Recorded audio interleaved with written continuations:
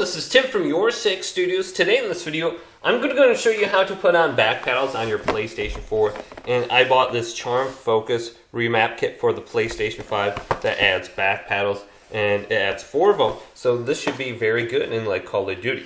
Now this is what it looks like. It comes with a PlayStation 5 carrying case, so if you like that. Then here is the actual attachment, and it comes with the back plate with the attachments already on. And they're very clicky. So this could save us a little bit of time on putting on these back pedals. So we're going to put this to the side right now. And here is what we get. So it does come with an instruction manual, which could be helpful, not really. So I'm going to put that to the side. The most difficult thing is really knowing what type of controller you have. And there's 3 different types of PlayStation 5 controllers right now. You have BDM 10 and BDM 20, which will be these right here. Then you have BDM 30. Then it comes with 2 little tools right here. So we're going to open this up. And to determine the controller, you have to look at the motherboard. Otherwise, you can look at the R2 or L2 buttons. So if I look at it, it's going to be a straight little line right here above the L2 button. And the R2 button, you can see it's straight. If you have a BDM 10 controller like this one, it's going to be a little triangle in this corner right here. You can kind of see it. And if you have a BDM 30, there's going to be a little thing over here on the right side that kind of looks like little screws or springs. It's going to be metallic. So just look right up here and you should be able to see if it's a BDM 30. But we can also verify it checking the motherboard. But let's go ahead and take apart our controller. So the first thing we want to do is create some separation on the bottom just by lifting up these little plastic pieces. So let's lift this up and do the same thing on the other side.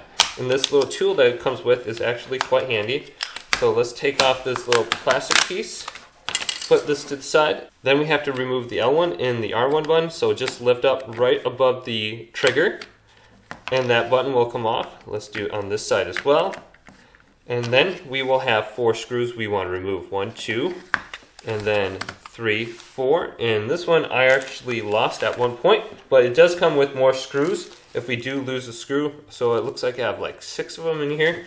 So let's remove all 4 of these then. And the screwdriver that it comes with is actually magnetic, so you don't have to worry about dropping your screw back into the controller or something like that. So let's just pick this up and put it to the side. Then there will be 2 clips in the middle here that we want to make sure are not pressed down. So just unclip these. Then we want to create some separation on the sides here of the controller. So this is already kind of coming apart. So create separation right there. And do it on the other side here too. So let's just use our tool and feed it in here.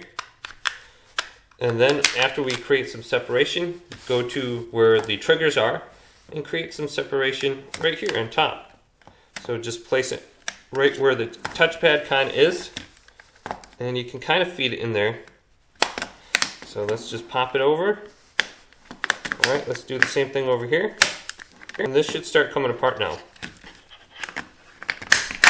Alright, and it may re-latch on you. Just simply work your way around with the tool and it should pop off eventually. And our battery might fall out on us, which is completely fine. So we will no longer need this previous backplate. We can just throw that away or move it to the side. Then let's unattach our battery. So move the battery to the side. And then we can grab this little white piece. Otherwise we could pull by the wire, but we got to be very gentle. And then just slowly pull around and pull up. I do not recommend that, but do not pull hard whatsoever because you could separate the battery from the little plastic piece. Put the battery to the side. Then we have 1 screw in the middle here that we want to take out. And then remove this plastic piece.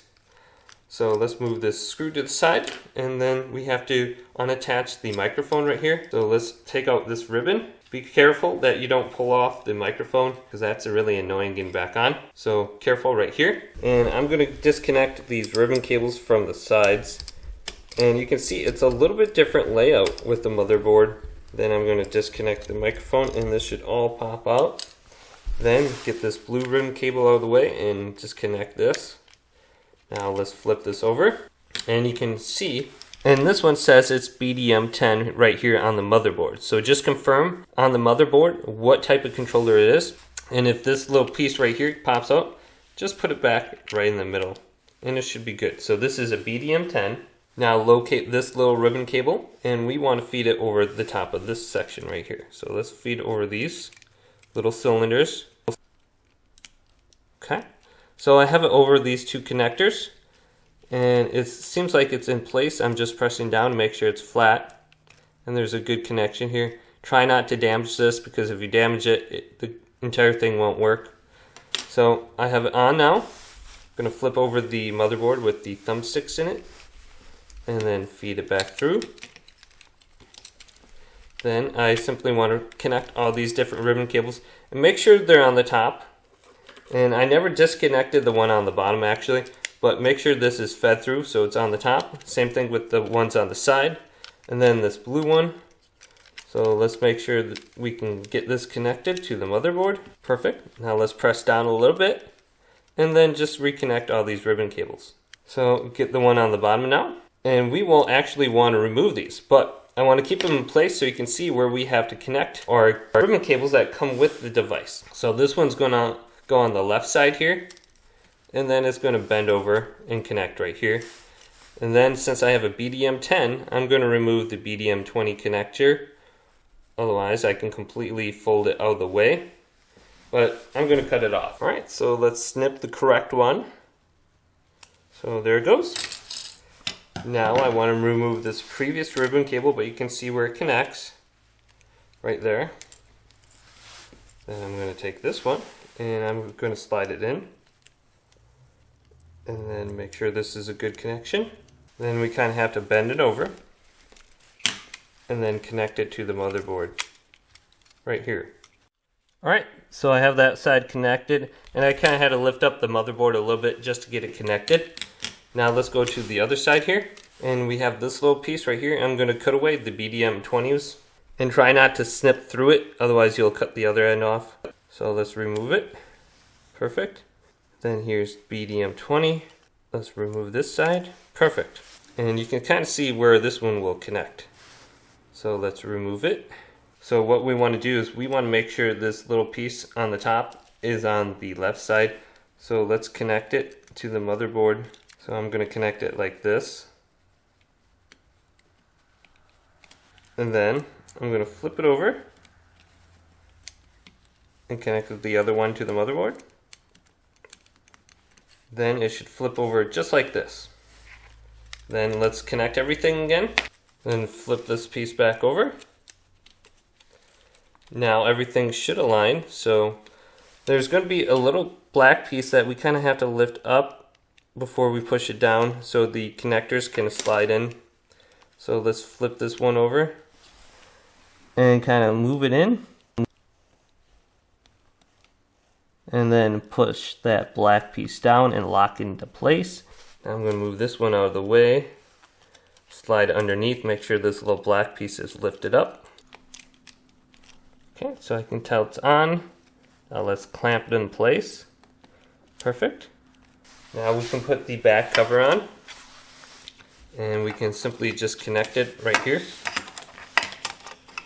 And you can see there's a little piece right here where it connects. From here on out, we can turn on our controller and just see if this works.